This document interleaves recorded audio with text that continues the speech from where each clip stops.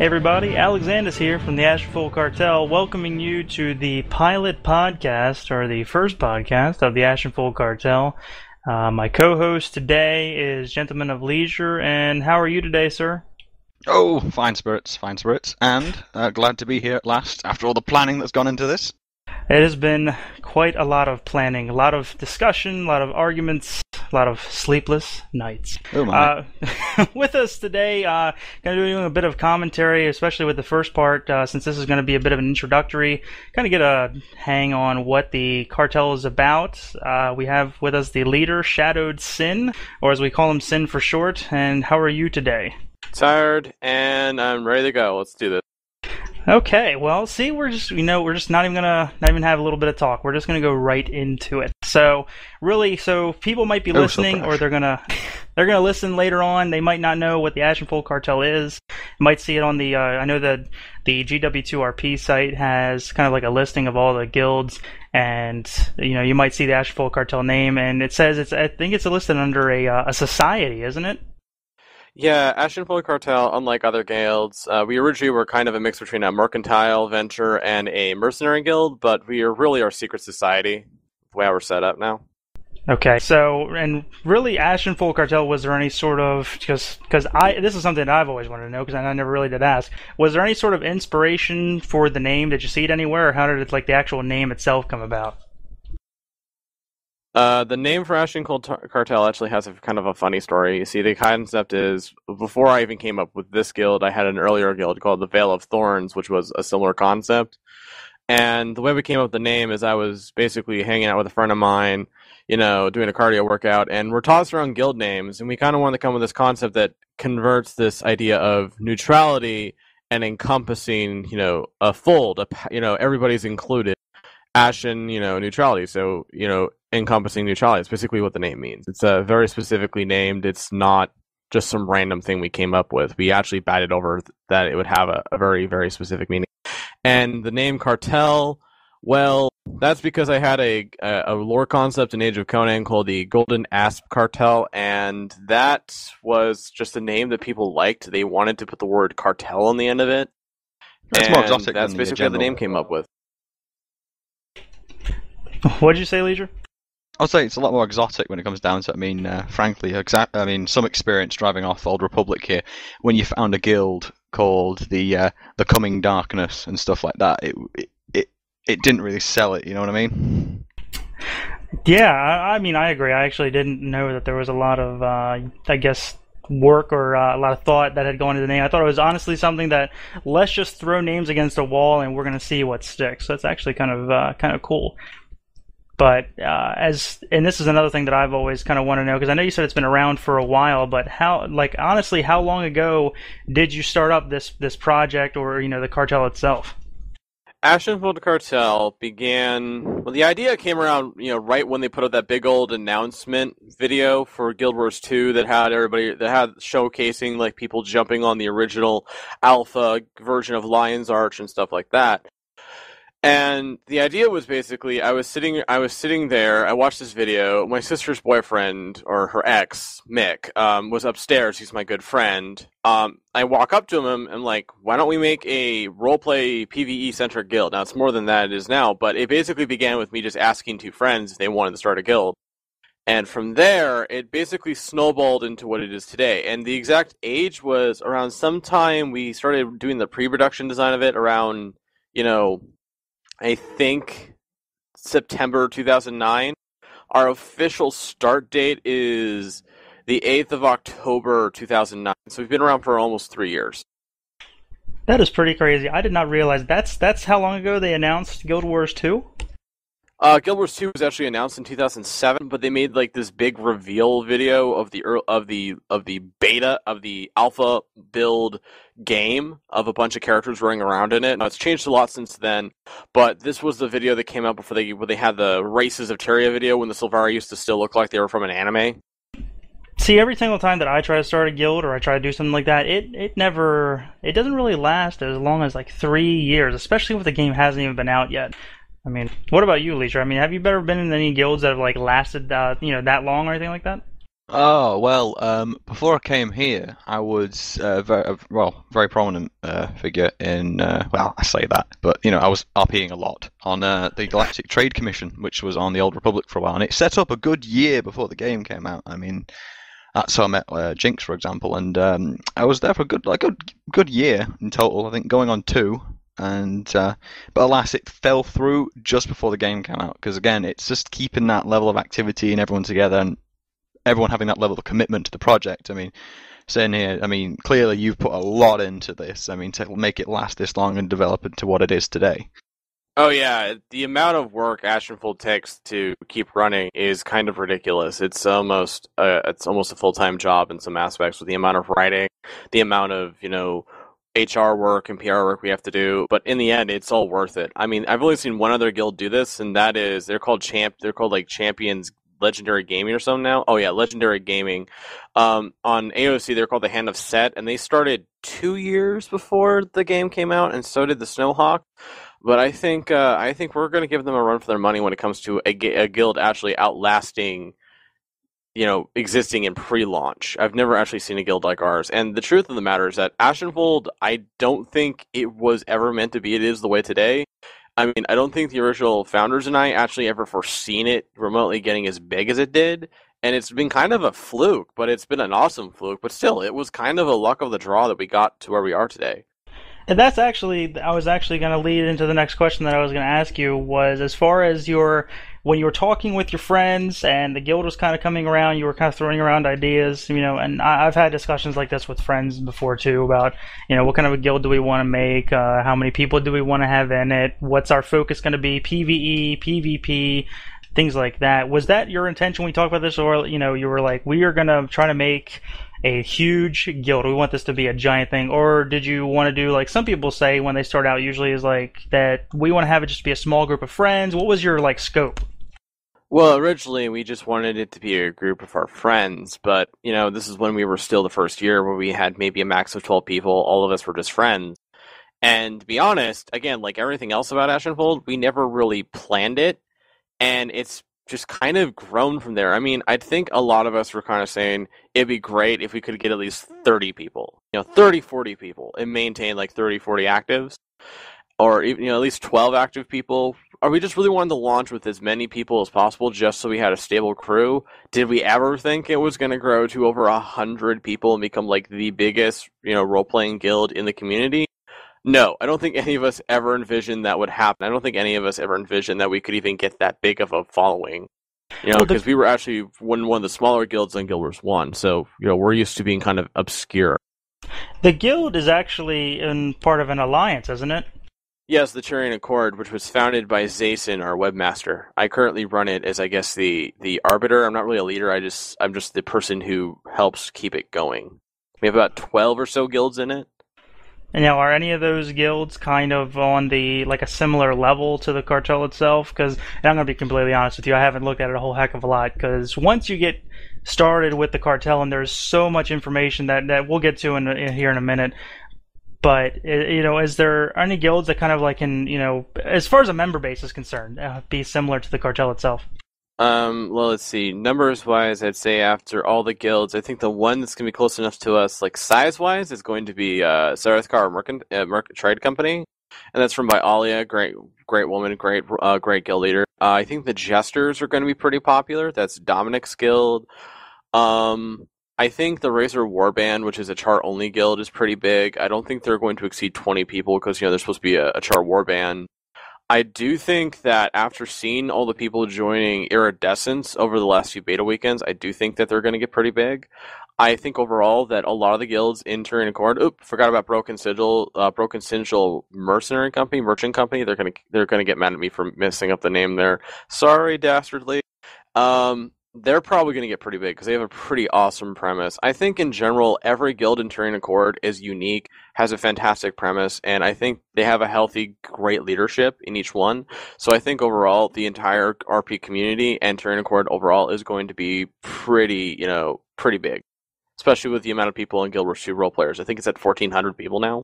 That is absolutely insane. But as far as, you're talking about number of members and size and everything like that, and then when you talked about with the scope, Do you ever think that you will want to set a cap on the number of members in the guild?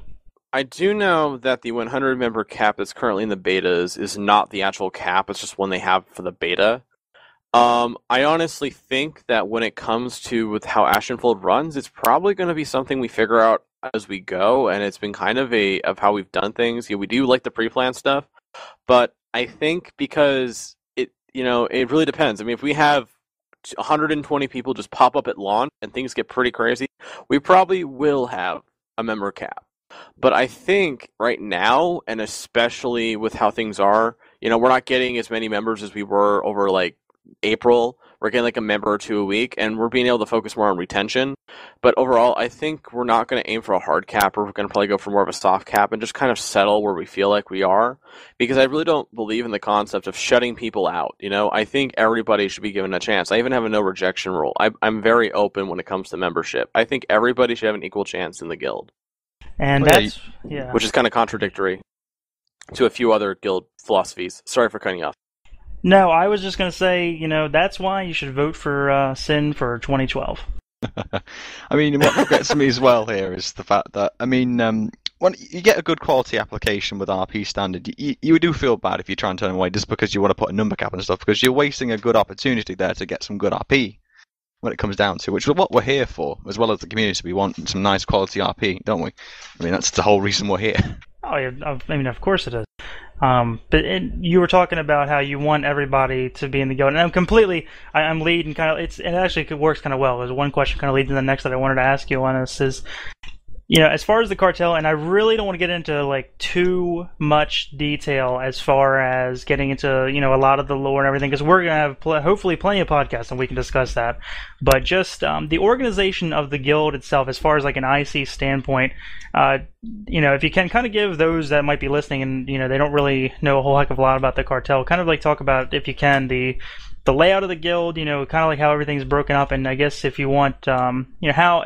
If there's a certain type of character that they want to play, where would they fit in with the cartel? I like the flexibility of the guild. Okay, so this is where I think it's interesting. Okay, so the first thing I want to say is that everybody, the limitation that to put your character in the cartel comes from the player. It's the player who's going to create that limitation. And I don't want to put it on other players, but it is really because we provide a lot of tools to get people in there. So we've been really trying to work it in a way so people can get more accessible into that. I mean, that was part of our recent update where we added the concept called legality, and we'll get to that at some point. The base concept of the cartel is this idea of a neutral, dynamic organization. And it did not start off with the concept of ever changing, and that was just something we pitched later on. But the one thing that really annoyed a lot of role players like myself and others is that I come from a forum background where, my rank on the board when it comes to like who my character is does not have anything to do with my out of character rank. If I'm an administrator, I can roleplay the lowest ranked person in the organization, or I can be a normal person who has the highest ranked person in the organization. It's not about, what the heck someone does in the guild. It's about if that player can do something they want, and that's how the cartel works. I mean, the cartel is split into tiers, which are ranks, and the concept is that at every rank, there's new information that's revealed to you. So once you get to tier 1, which is a master, and you basically know everything to some degree. And the way how the guild's split up is that there are basically 5 factions, or we call them a sect. I don't like saying it's sects because it sounds kind of weird sometimes when you're saying that. And the idea is that each sect does a different thing. We have the hunt, which is acquisition, adventuring kind of role play. It focuses a lot also on thieving and smuggling. Most sects have a legal and illegal aspect to them, and that's where we have allegiances, which are sub factions, which really kind of split that feeling into it. The blade, which is the rival of the hunt, which is your mercenaries, your inventors and armorers. They're also going to be the sect that focuses a lot on the mist roleplay, where we have squads of valiant warriors going off into the mist to gain treasure and stuff like that. Then the Blade has an ally, and that's the Lore. The Lore is our arcane and knowledge-gathering sect. They have different groups that focus on investigating, infiltrating, seeking lost knowledge, and stuff like that. We have another group within there. They're called controllers, and they walk around, keep making sure people are talking, or they broker information, or they train warriors who fight magic specifically. So then we have a group like The Voice, which is actually the newest of all the sects, and that is our social arm. So a lot of your political roleplay is going to be happening there. So if you want to have a noble who's walking around in Divinity's Reach, playing the Game of Thrones, that's where you're really going to want to put, someone. And then they also have, propaganda people, actors, and mummers who go around spreading stuff. We also have underhanded people like cleaners, people who basically clean up loose ends, and a character type called a Crimson Agent, which is basically, kind of a James Bondy character who goes around planting information, spying on people, and stuff like that. And then we have the Coin, which is, all of your illegally, all of your criminal syndicate people are going to be in there. But legally, you're going to have all your, your legitimate merchants, and again, each sect offers a different type of roleplay, and they all offer sub-forms of roleplay. And then we also have another aspect of RP that a few people might not like, but we like it because it provides a concept, and it's called the Bonded, and that's basically slaves. And I'm not talking, crack a whip stuff. I'm talking, Spartacus, Blood and Sand, Gladiator kind of stuff, where you really have a character that's downtrodden and has a possibility. Realistically, they could do a Gladiator story. They get captured, they fight their way up through the Colosseum or the pit fighting, and they gain freedom, and they could become a master. A slave can go become a master, and a master can become a slave. We literally have the possibility of that fall from graces. We also have a lot of other things, and I think we can get that in the future, but we have two side factions that are restricted that we use to flavor up roleplay now and then. But the 5 sects are the core aspect of roleplay.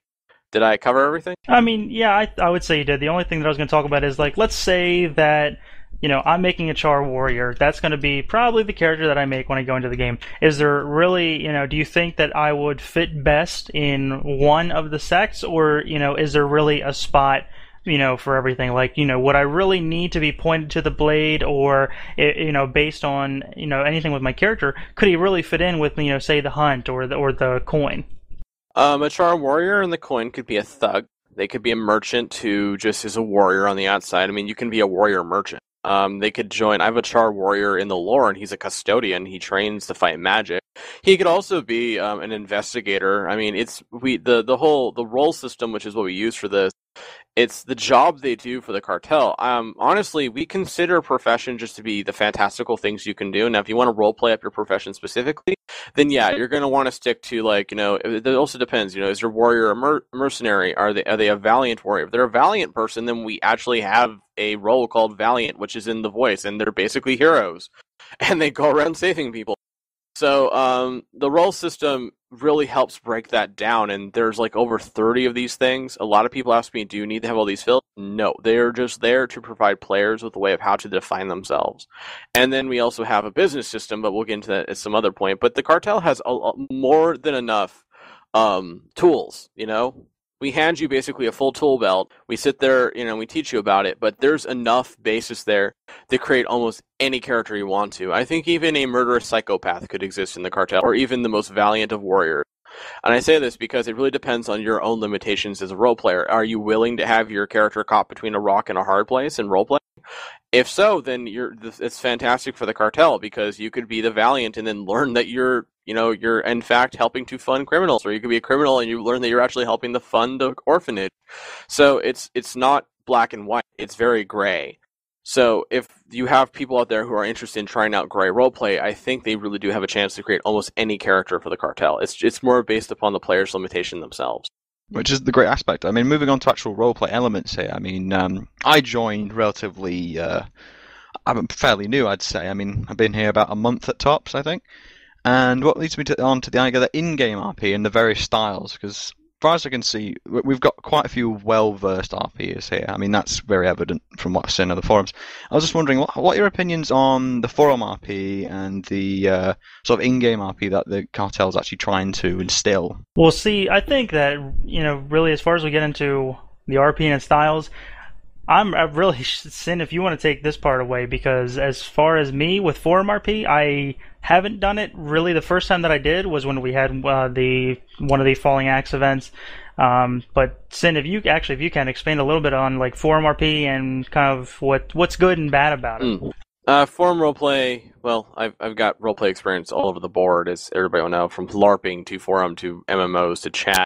Forum roleplay is really kind of interesting. There's an entire thousands upon thousands of roleplay boards out there. I ran several, and forum roleplay has different camps and different beliefs. I mean, I guess apparently, like, you know how you have one or two liner and para RP in MMOs, forum roleplay can be really broken down into a few major camps. And it's like example on Gaia, which is, I'm just bringing that up because that's where I first encountered it. There's a bunch of people who like to label roleplay as literate or advanced literate. And they tend to be people who prefer what we call word counts, which are like, you know, you need to write 400 or 500 or 600 or 1,000 words for every post. I kid you not. There are forums out there where you have to write like 2,000 words per post. They're like very specific and very, very exclusive. But there's this whole mentality. I would say it's in most roleplay, and it's this mentality that more is better. That you need to type out more detail, more information. Now, I have nothing against that. I think more can be better in some points, but in other areas, it just becomes purple prose. It's completely useless, and I don't want to say completely useless, but there's a lot of people who will just type out stuff, and it really does not contribute to story. You can actually say you can do so much in just one word in roleplay. One-liners can be justifiable. The problem about it is that a lot of people like to just use one-liners consistently, which is the exact opposite, and it's still bad. It freezes up the story. The whole point of roleplay is to tell a story. So no matter how much you write, it should be about, you know, if this, and I tend to, when someone replies to me, I tend to try to write the same amount they did, or just to keep things going. But a good role player, and even beginner role players, you should focus on moving the plot, moving the story, and if you're just sitting there replying to everything that someone says and you're not introducing new aspects to the story, then you're slowing down your story and you're eventually going to kill it, if that makes any sense. That's kind of how it works in forums. It's basically the same thing. And I have my own philosophy on that, and that is run with it. Sorry. Oh no, I was literally about to say that, yeah, run with it. I mean, I've counted that a lot on here, actually. Like I said, I mean, I've been RPing for a while now, purely tabletop and forum-based up to this point. A bit in-game, and a lot more now since I've actually joined the actual cartel, is that the run with it theme's quite good. I mean, there's a lot of intricate little details people put in, little things here. I mean, there's a mesh of different styles, but it all flows quite nicely together, because this mentality I've noticed here is that everyone seems to roll with it, see what can advance the plot, and there's lots of opportunity, which is one of the great appeals, I've got to say, over the cartel, and one of the reasons I actually joined in the first place. So here's the thing, I mean, when I was doing... Oh, go on. No, what really is, you know, I'm going to completely speak on my own personal experience, which is, compared to you guys, like, slim to none. You know, like I said, I've never done forum roleplay, never done Skype, and I still haven't. And really, all of my experience comes from being in-game. And this was definitely a topic that I wanted to, like, hit on, and really, because you guys have so much more experience, is which form really gives you the best detail. Do you guys like reading that para RP? You know, and really, and if anyone that doesn't know, if you're new to RP, you're thinking about getting into it, just one or two liner RP is literally just that person, you know, that you're role playing with. They might type one sentence, and it might not even be much of anything. They could tell you what they say. They could tell you kind of like what they do. They nod. That could be literally their line of RP. And switching over to the other kind of extreme para RP is literally paragraph RP. And Sin definitely hit the nail on the head. More is more. And so, really, you guys, which one, because I'm sure you guys have experienced both, which one do you guys like more? When it comes down to, though, it depends purely on where, because, I mean, this is a bit over the top, but if you're in-game, one-liners are a lot more expected. I mean, you can't fit an entire paragraph in the chat box, you know, if you want to keep everything flowing in real time, sort of thing. But forum, that's different. That's where I guess I could be...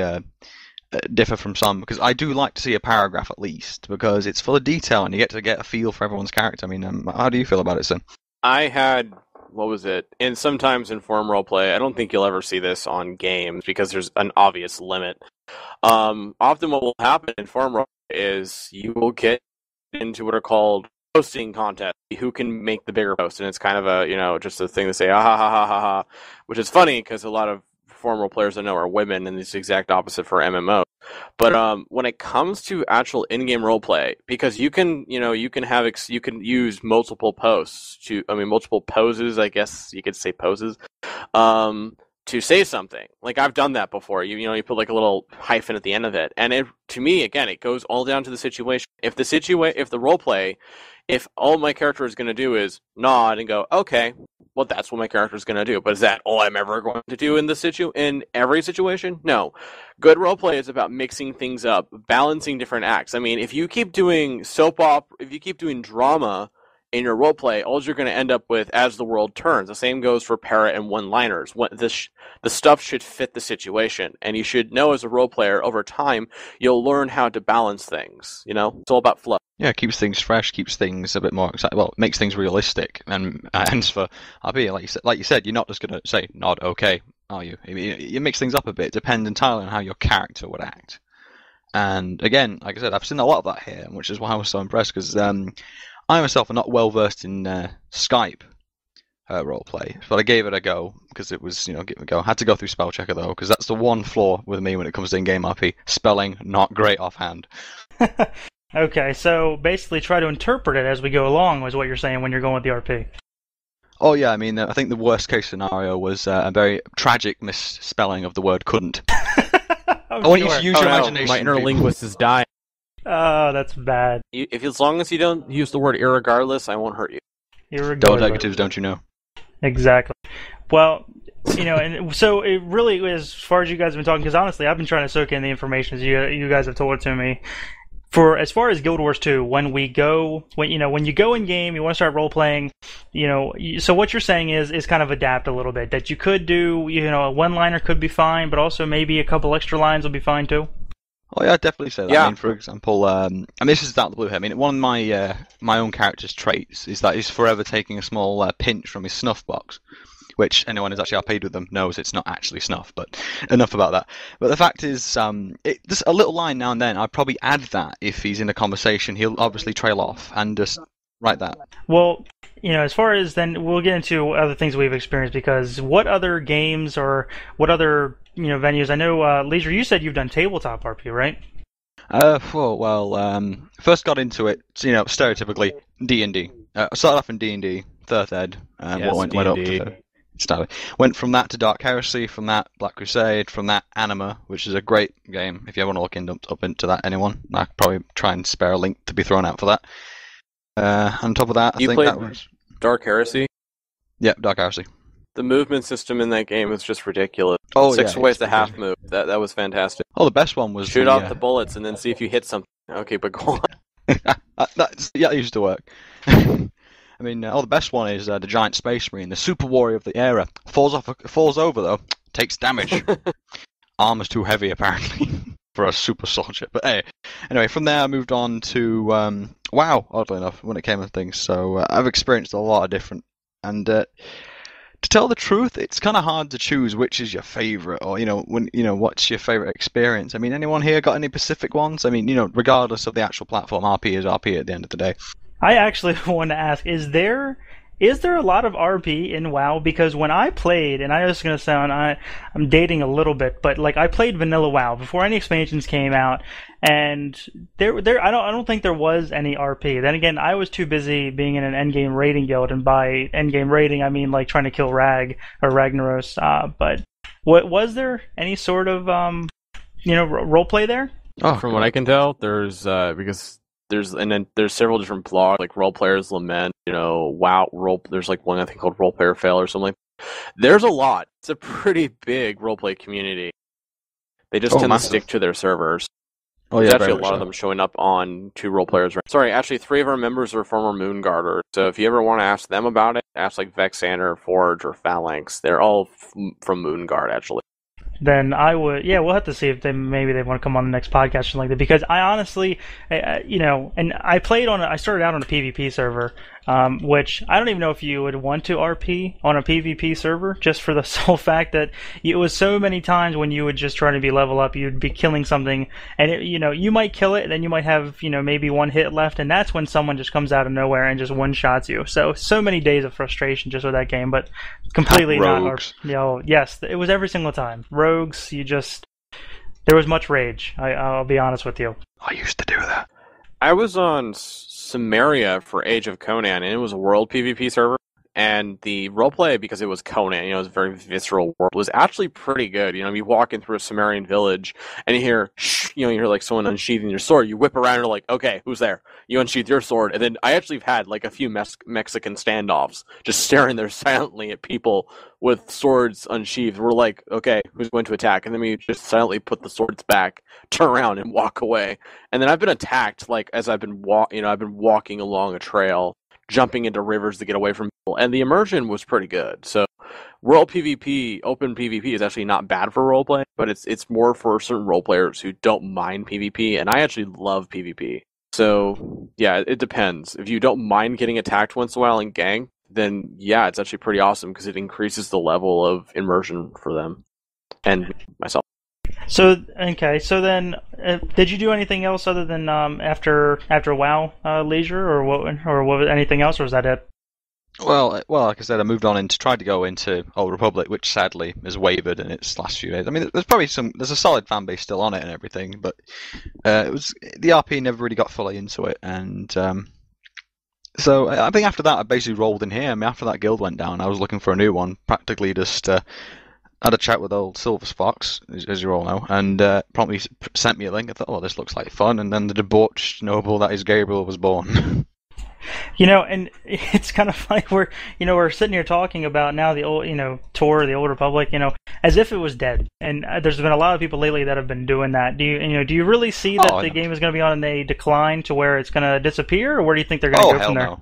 No, there's too many people out there who want to play that kind of thing. It's just that, I just found myself liking fantasy more. That's really the only reason I went away from it. I mean, I enjoyed it for a while, but I found myself more appealing. I mean, the moment I got a hold of Guild Wars, I thought, yeah, and on top of that, the fact that, as far as I understand it, you buy one copy of Guild Wars and there's no subscription fee, because I never played the first one or anything like that, so I'm unsure. That is correct. So again, that was one of the part of the major appeal. One, it was fantasy, and I found a guild, and on top of all that, no monthly subscription fees, which really pulls me in at the end. It's the icing on the cake, really. What about you, Sin? So I mean, I'm sure you have. We only have so much time, but I mean, what kind of experience do you have as far as role playing and stuff? Well, my role playing experience. Let's see, like Leisure, I have a bunch of tabletop experience. I own so many splat books for New World of Darkness. How many dice? Legend of the Five Rings. Huh? 5 dice. Everyone has to have a full set. If you get into tabletop, you end up buying a bag full. Yes, I have a crate full. I even D4 have cries itself Mind Eyes Theater LARPing book. I bought it on a lot.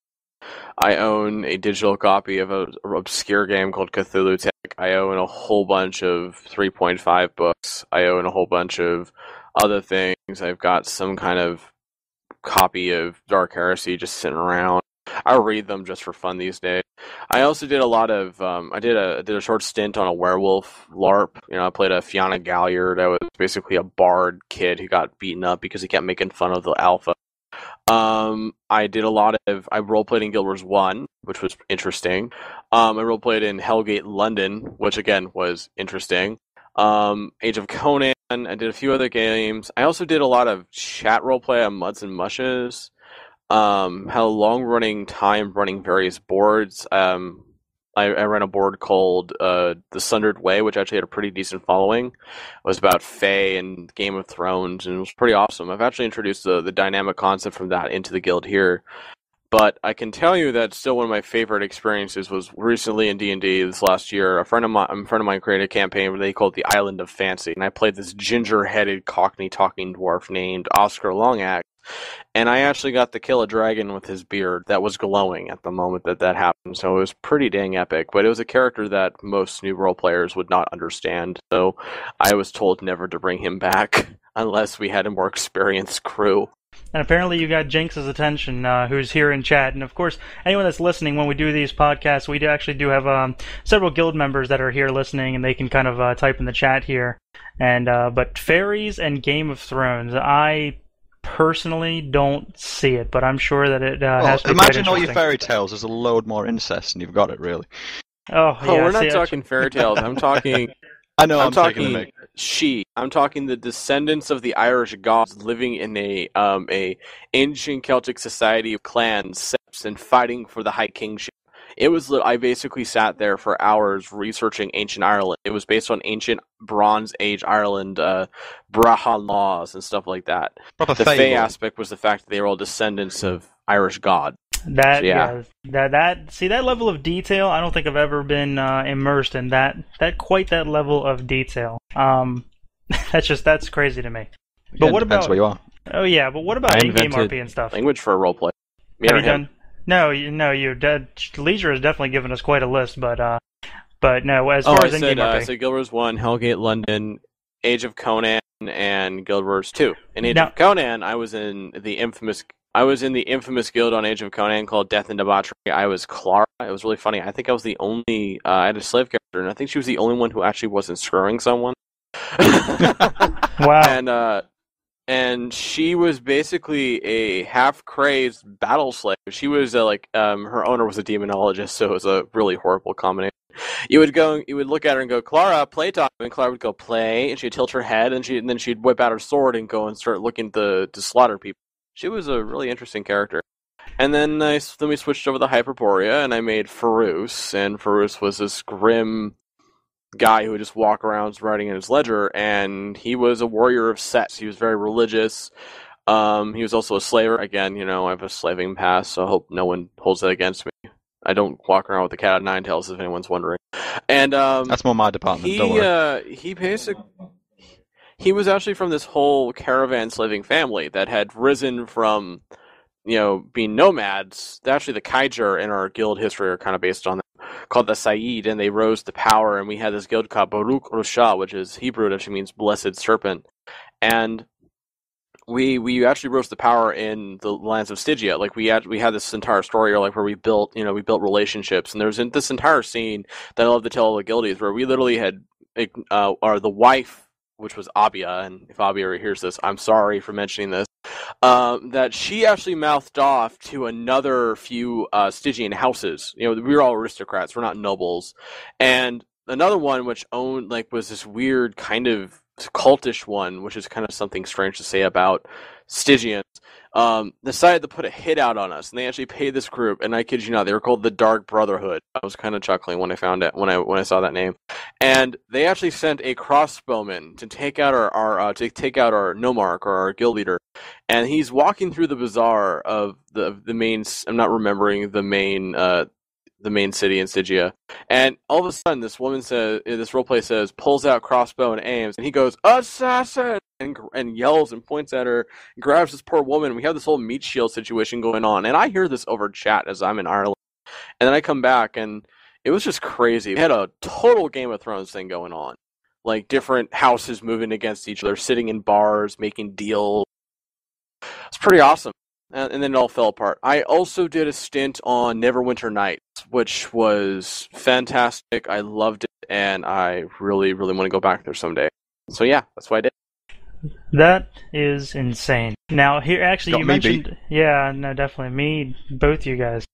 I think you actually have me beat about 5 times over, but you said something about Hellgate London, because I played that game, really enjoyed it. Now...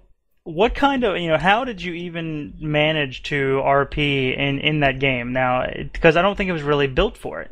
Nope, it was not at all. They actually had a roleplay discussion forum when they launched it, and then they got this new guy who was from the Hellgate Guru website. I think he called himself Scapes. And he's like, oh no, we don't need a roleplay discussion forum. And when I first heard that, I was like, you're kidding, right?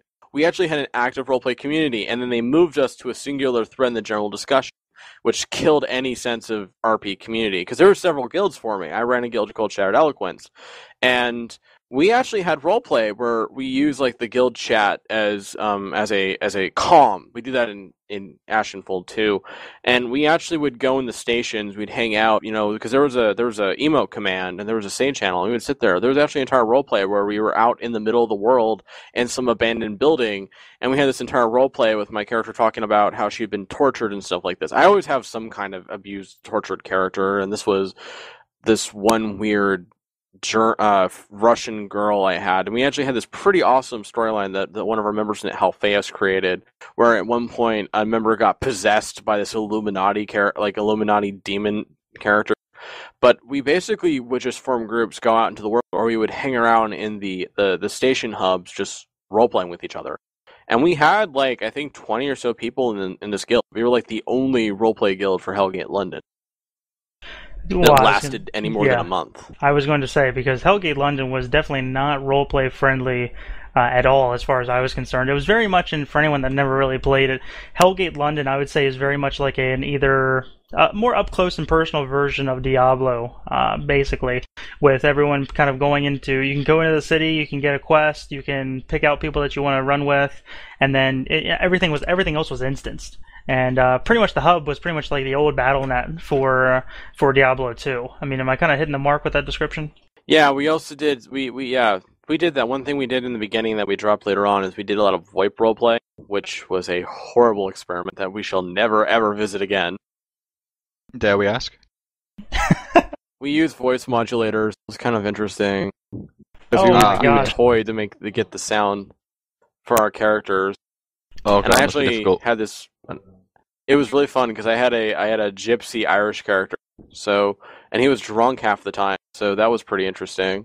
It's kind of like I had an Irish character from my Galliard, and he ended up sounding like Barbosa. I actually have an authentic Irish accent now, but when I didn't actually have it, it was really funny because it would fluctuate. Oh, I'm sure, because So you it's spent some really time there, good didn't to you? actually go and live in the country. Yes, so if you actually want to have an accent, actually be from the country, or go live there for a month and learn one of the local languages. Just don't try to emulate it unless you're actually sitting there repeatedly doing it over and over again, because otherwise you're just gonna sound like some half-baked attempt at it. Well, that's usually all the fun, I mean, I've tried to do various accents or anything just out of fun. I know that none of them sound authentic, but it's just funny to try and do it. But as far as, because I was telling you how your guys' RP experience, even yours, Leisure, kind of takes mine just fivefold. The first RP that I really got into, and of course mine's all in-game, I don't have any sort of forum or Skype, was Star Wars Galaxies. And anyone that played Star Wars Galaxies, and if you're listening from vanilla Star Wars Galaxies before, the pre-CU, pre-NGE, that definitely, Before as the everyone Jedi. say, yes, before the influx of Jedi into the world where there was not supposed to be any Jedi. It was very fun. I was part of a Rise stormtrooper above. regiment.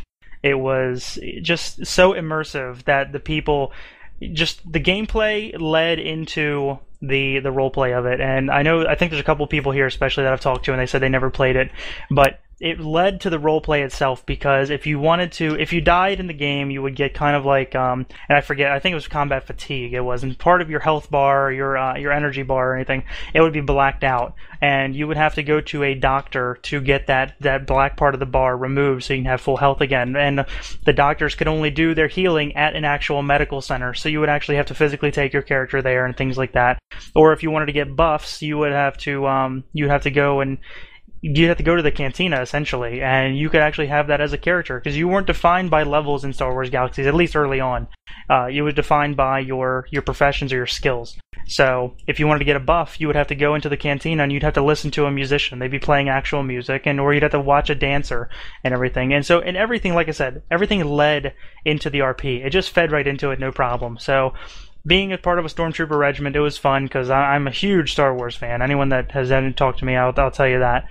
And just basically playing that endlessly for a while. And actually, it's a long story as to why I left, but basically I had an instance where 3 months of work and grinding for something kind of got thrown out the window in a matter of 5 minutes, so I was very upset about that.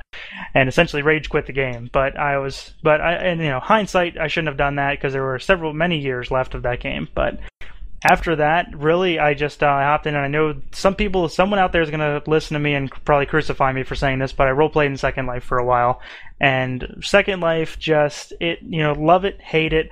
That game you can literally do, and I don't even know if you want to call it a game, you can do anything you want in there. And yes, there's a lot of adult-rated content, and that's what always the downfall that it gets, but you're not going to see it if you don't, if you don't go to it. So I was in. You're on the internet. It happens. Yeah, it really is. It's like a separate internet because there's everything. Well, my advice has always been: if you don't like it, don't look at it. That's essentially it. But if you read no about point kicking up a fuss. Yeah. Yes, you're absolutely correct.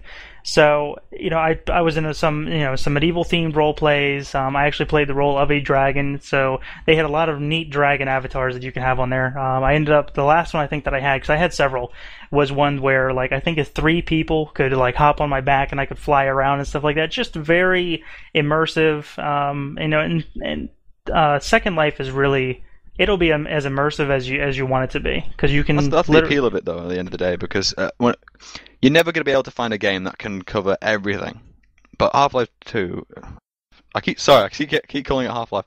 Second Life really has a good crack at it, because when it comes down to it, and I mean, never played it myself, but it's got great appeal in the fact that you can do anything, which unfortunately no other game can really hold a candle to. Right. At the end of the day. Right. I think Neverwinter Nights can give Second Life a run for its money. Specifically with all the server tools and the fact that you can actually have active DMs, running events, controlling multiple enemies, changing things in time. There's actually, I think, a few people in ANET who probably started on modules for Neverwinter Nights 1. That's interesting. There's still servers for this game. Talked it came out anyone. 2001. Just with Neverwinter Nights, I don't think I've talked to anyone that has actually really played it. So you're saying that there's a way to kind of change the game around. Is that what you're saying? Before they came out with Dragon Age, BioWare used to do a wonderful thing, which is where they released a dungeon creating set.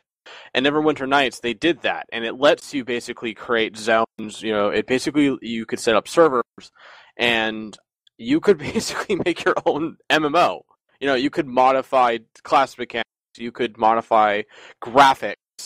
There was I ran in. What was it? My friend Mick, the same guy who helped us found Ashenfold, actually found a what was it? He found a Naruto server, a Harry Potter server, a .hack server, and these are people who had just gone through and modded the game.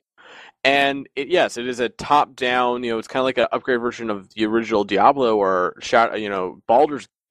But there was shops where you could walk in, create armor sets, dye them as you wanted to, and make whatever you want to. I mean, I had a character that was a tiefling. She had hooves and everything. She had horns. You could get wings. It was pretty ridiculous. It was like Sims level of modability in an MMO. And it was pretty awesome. You could even have custom races and stuff. That's how crazy it got. It was right up there with Second Life on customizability, but it also came with the ability to run your own server and have DM teams controlling aspects of the server. A great aspect of it, because when it came down to it, you never really got sort of the DM thing unless you were on a tabletop RP. So when I saw that, I was really impressed. I got a copy on my computer. I just never had a chance to really go on any of the servers, unfortunately. It's pretty crazy. So, really, those two games, between Second Life and Star Wars Galaxies, those are the main ones that I attribute most of my roleplay experience to. Now, granted, not that much compared to you guys, but I definitely learned a lot because, and I think I was talking about this a little bit before the podcast. Yeah, in Second Life, even though, and this may have been just because of the server, or the sim as they call it, that I was on, even though everybody was in character, you had your outfits or whatever, it was still expected that you were going to pair a RP. So that's why, really, I wanted to have this discussion about, what kind of RP is best, because because I played in Star Wars Galaxies, and it was 1 or 2 lines, because everything was right there for you. If you were walking, you could, you would emote when you would talk, things like that. So they did a similar thing in Second Life, but if you were not doing a paragraph, then you were just considered not a good role player, and you were almost ignored or just asked to hey, don't roleplay with us because you're not roleplaying the same style. I really just like it when people do that. They create these physical casts, and it's that's wonderful. Have you guys ever thought about just sitting down with the person and getting them into it or roleplaying with them? That's just silly, and that just hurts the community overall when people do that. Well, Yeah. I mean, I agree. I completely agree with you. And I'm not there anymore, but that's, of course, another story in itself. But, we were talking about roleplay and how it, kind of looping back around, coming back to Guild Wars 2. It looks like it could be a little bit of everything. It doesn't have to be necessarily, whole giant paragraphs and you're going to write a book, but definitely not, maybe not doing one-liners would be the best, even though it can be applied in that situation. But really going into Guild Wars 2 actual gameplay of it, I guess let's talk a little bit about the last BWE. I know it was a little while ago, but Leisure, did you play in, the last BWE? I think I managed to get in a bit. I was playing as the engineer, actually. I wanted to get to grips with that because I based my entire character on having the elixir-based abilities. And did you play in the first one at all? That's the weird thing. I never actually managed to get into the actual first game. I managed to play the beta for the second one because I like it, but I have friends who have been long-time fans of Guild Wars 1, and I have had nothing but encouragement of trying to give it a go. I've just never found the time because now I'm at university and the like. But what really impressed me early on already is the 2, is just the number of people from the first one, actually. I mean, I'm surprised so many people have played it, because I know nothing of it, frankly, unfortunately. Now, when you say that, are you talking about, like, nothing of the gameplay or the story, or which part? Oh, all of Guild Wars 1, I know nothing. I literally got everything brand new from this guild. All the lore I got was from this guild and the people in it, and also my friends who actually said, oh, by the way, if you're going to actually RP that, you should know this, you should know this. And I'm going to be honest with you, as far as Guild Wars lore is concerned... Most of the guild knows lore. Yeah. Well, I'm sure, Sin, I'm sure that's what you're about to say is because a lot of the guys in the guild, they know the lore of it, and I was actually very impressed when I came into it, is that so many people know, and I had to learn because, for those that know my character, or you will once we go in game, I have a Char, and I knew nothing about them, and I was like, oh wow, this race looks pretty cool, and I forget who it was, it might have been Glaive or someone that said, those are the enemies from Guild Wars 1, and I'm like, oh, no kidding, so that's when I started thinking to myself, well, maybe I should read a little bit into this. So I just started hitting up, any sort of wiki or any sort of, the Guild Wars 2 site where they kind of summarize what happened in Guild Wars 1. It's pretty crazy. And Sin, did you get into both of the BWEs as well? Yeah, I pre-ordered the collector's edition. I'm a complete Guild Wars fanboy. I know most of the lore mostly because I taught most of the guild the lore. And I've been absorbing it for like years. I remember specifically, I actually wrote a lot of the roleplay community actually still uses my name guide. They use my character guide. I even use my magic guide. I even have a guide that talks about creating noble houses, which was pretty interesting. I also do a section of lore blogs called Human Lore 101, and there's a lot of people who have said that it's been very useful. But the one thing that Ashenfold prides itself on is the fact that, one, we're strictly canon. Everything is lore friendly, and we're very big about we will follow the canon, we will follow the culture of each race.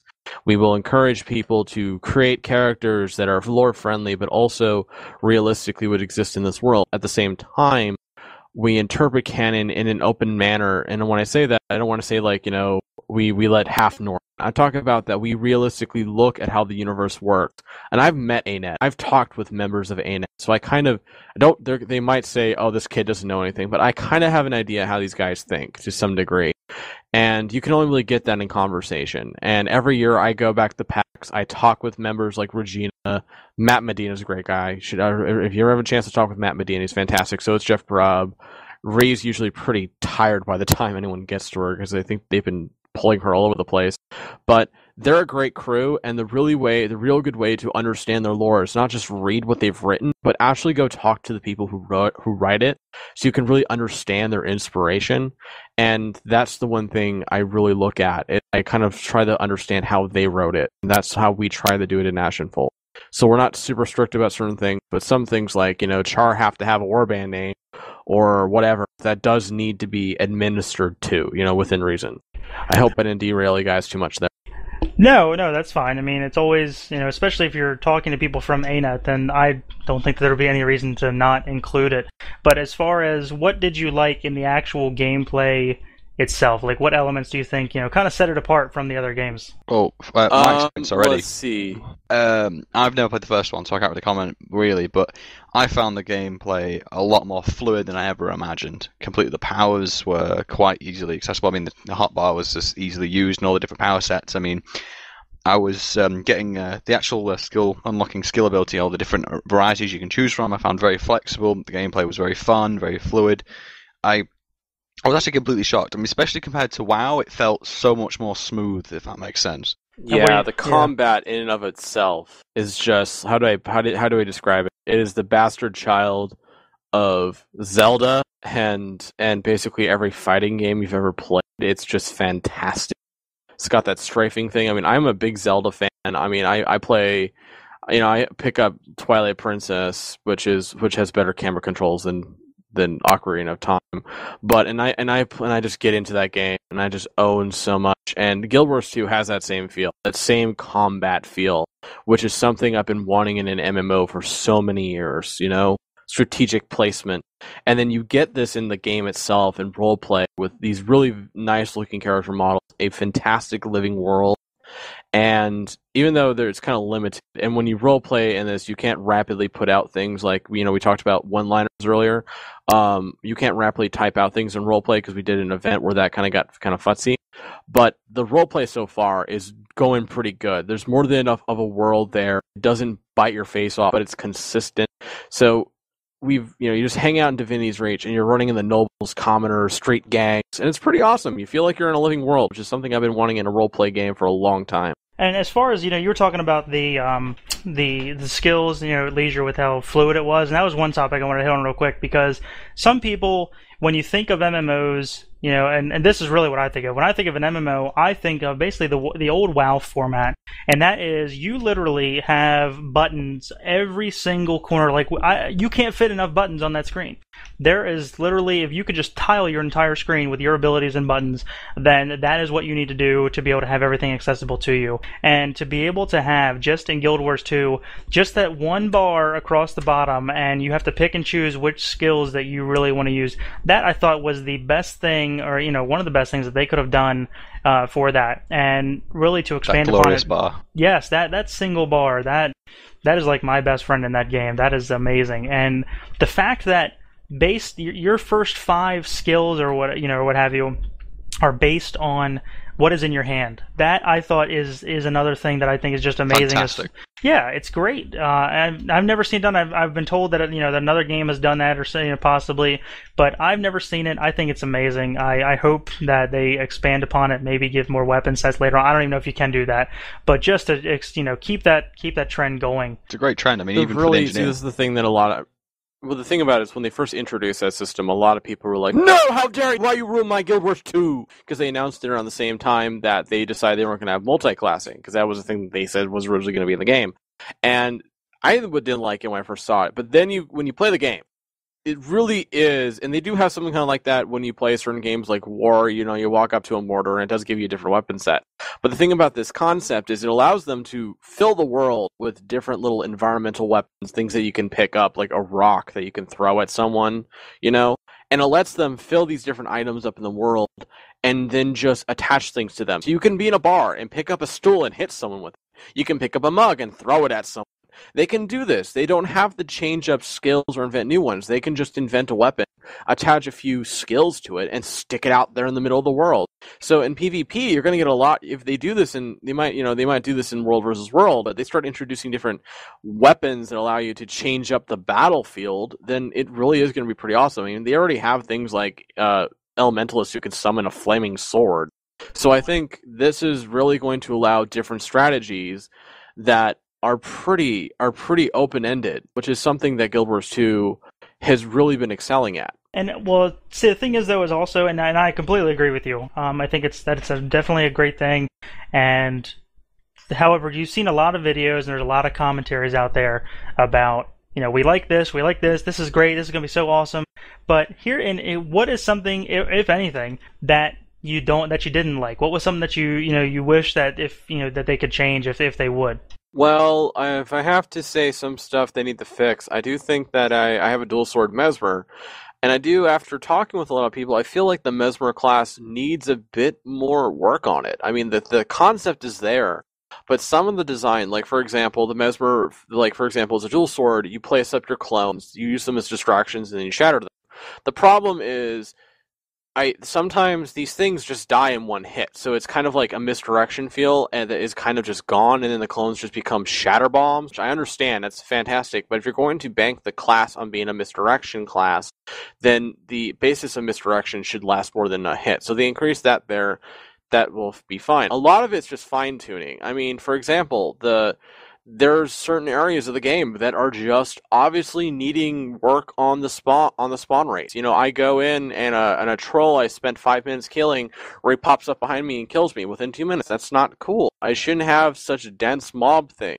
A lot of the dynamic events, they happen too quickly. Invasion, you know, there's certain ones that are like in the beginning areas that probably could be spun down a bit. I mean, you could encourage people, instead of just sticking around events, you know, have more people point out to like skill points and stuff like that. A lot of people complain about under leveling, and ANET themselves has said, you know, this is something you can get around if you go and do skill challenges, if you go and discover things. And I think in some ways, if they spun down the events, increase the amount of less mundane things to do on Renown Hearts, like, you know, or something like that. I don't know. Make it so that more contributes to your Renown Heart, but also have the scouts or other people point out, you know, go adventure, go look for skill challenges. You know, the game needs to, I guess, in some ways, because we still have these blinders on when it comes to MMOs. People are not going to know that if they actually go and do that little symbol there, they get their skill point, they get a good chunk of experience. Overall, from what I've experienced from the game, it's a lot of just fine-tuning. I'm also not a big fan of the restrictive tier system they've implied on their new skill set. I think in a lot of ways that should just be based upon cost rather than I have to buy 5 of these skills even though I'm never going to use another one of those. That kind of forces me into a situation I don't like, and I understand why they did it, but I think that the reasoning behind it seems a little too flimsy, you know? Like, they just kind of said, oh. And then also there's some recent issues with the cash shop, apparently, that's taken off a few people. But overall, ANET's doing a good job. I do think, though, that they're starting to get closer to the launch, and I'm worried that they're going to possibly do what everybody does, and that is you get the pressure on, so you start rushing things. You start worrying less about certain stuff. And I'm just slightly worried, and this has mostly come, you know, because I've been in 2 failed launches, that they're starting to just worry about getting things ready, whereas they keep saying when it's ready. So I think I really hope that this is probably not the case, but I really do hope that if they are getting closer to the launch, that they take a few more months just to sit down and listen to what their fans are saying, and then just fine-tune the game a bit, because if this game can launch with as solid as a launch as possible, then that's what I want, you know? Well, it sounds kind of a dream, but after playing Hellgate London, I think I deserve that. Well, I need this. Come on, man. Yes, yeah. This has been a long time coming. A solid launch, a game that takes off right off the bat. Now, apparently, if they just listen to this segment, just this small little tidbit of information, I think they should be good to go. That was a lot more than I thought. That was going to be on your, you know, kind of like the fix this, or I don't want to really say negative list, because really a lot of it just sounds like it's fine tuning. The only thing, and I don't know, Leisure or Sin, if you guys ever noticed this at all, but I could, and this might be just because it's beta, I would be running around killing things my own level, and all I had to do was go up over like one small hill, and I would be facing things that were like 3 or 4 levels higher than me. And I'm kind of sitting there thinking to myself, like, how did I get here? Like, how did I get to, these things are my level, and now I'm, you know, these things are above my level, and I have to run away and run for safety. Did anyone else notice that at all? There is that in Shaymore quite a bit. They have this kind of zigzag setup. Like, for example, in Shaymore, you go down towards the garrison, and then there's a small fort that you can take from the centaur there, and that's all level 6 and 7. Then you go up to the northeast corner, and all of a sudden you're level 8, you know, you're level 8, you're level 9, you're level 13, you're level 14. And the pathway is just kind of wonky. And I understand why they did that, but in some ways I feel like they could have made the transition a bit smoother, and it's an example of, one, slowing things down, but also trying to move people more along a given path. And I mean, you can kind of see it, but it seems like with the way how things go for like the Northern area, which is pretty much the low-level stuff is down one direction, and then as you go farther north, it gets higher and higher level. That's how I feel it should be kind of with Shaymore. And, you know, and there needs to be a clearer path, because, you know, we're going to use these Renown Hearts and these these events that kind of direct people in a natural pathway to later things. So in some ways, they just need to make that clear, and also maybe maybe up the amount of experience given by Renowned Hearts and by events, because that's the Renowned Heart is kind of your basic level thing. You sit there, you do this very mundane stuff, and Inet says it's not grindy. The truth of the matter is it is grindy. If I'm going to spend a half hour collecting 60 apples, it's the 300 tiger quest, go kill 300 white tigers from it's the kill 10 rats, 300 tigers from whatever game you want to call it. And in some ways, I feel that the game's scaling isn't really made for soloing yet. It's still banked too much on group content. And I'm not saying groups don't exist, but with 5 zones, so far, we only had 3 starting zones open up. And by the time that people get level 35 and something, they're not hanging around in the low-level zones as much. So, and even with downscaling, there needs to be a bit more of a tweaking, because there's going to be that initial rush of people in the zones, and then they're all going to head off into the higher areas. And then they might come back. But that's not going to always happen. So I feel like there's still some tweaking that needs to happen to really get this experience to be what ANET wants it to be. And I think they can do that.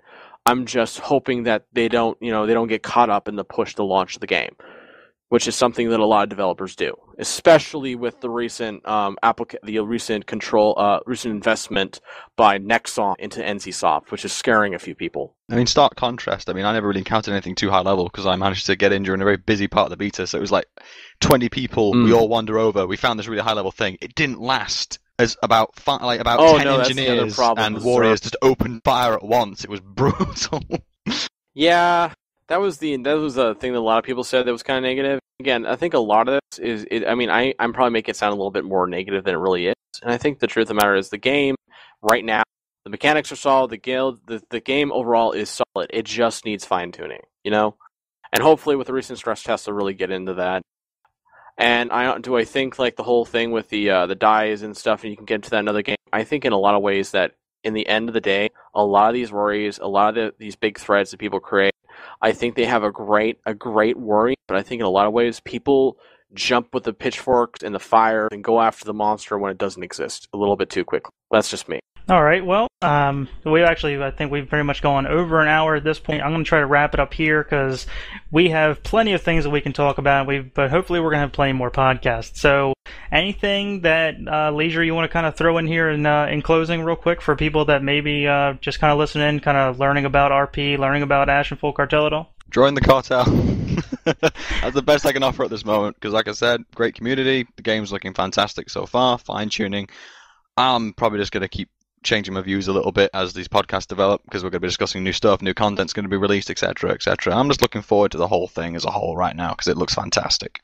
Definitely. And Sin, you've been with us. I want to thank you for coming with us. I didn't know how long you were going to be here for the podcast, but any other shameless promotion that you want to throw in there or anything before we sign off here? Shameless promotion? Long shall live the cartel. We just released Legality. Check it out. It makes it a lot easier for people. Just come check us out. Great community, adults, fantastic role players. We are here. We're not a faceless entity. Just come check us out, ashenfold.com. So shameless I am. And shameless indeed. Of course, if you're on Twitter, you want to talk to us, we are at Ashenfold Cartel. Everybody, want to thank those of us in the guildies that came in here to listen, kind of participate. We had some messages going on in the channel.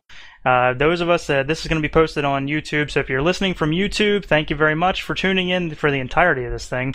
I'm Alexandus with Leisure and Sin, and hopefully you're going to be here for the next one. See you next time, and if you excuse me, I've got the Swedish leather to return to the arms of. Good night.